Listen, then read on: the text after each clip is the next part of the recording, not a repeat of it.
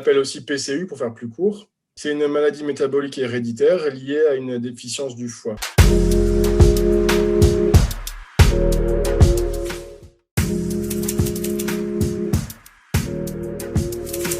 C'est partie du suivi. On dit que les enfants, ils sont suivis par un médecin à l'hôpital 2 fois par an à peu près. Mais en vrai, c'est nous parents qui, en fait, on occulte complètement tellement c'est naturel. Mais ça fait partie du bien-être de nos enfants. Quand ils sont petits, on fait ce test de Guthrie qu'on fait à la naissance.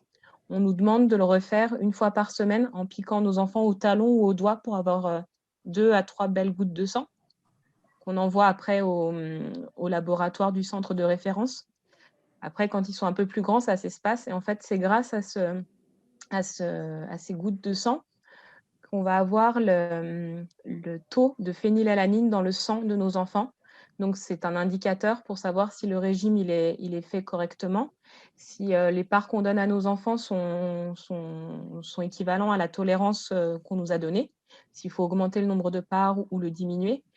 C'est des taux qui peuvent aussi un peu varier quand nos enfants sont malades, quand ils ont de la fièvre, un rhume, tout ça. Parce que ça, c'est pareil, on l'occulte, mais ça fait partie de notre quotidien.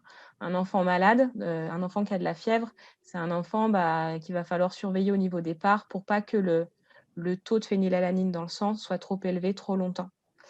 Voilà. Après, je ne sais pas pour mes camarades, mais nous, quand notre fille est malade et qu'on n'a pas fait le Guthrie tout de suite, on le ressent au niveau du comportement.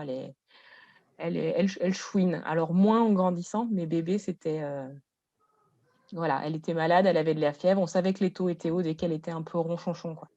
Donc voilà, ça fait partie de notre quotidien.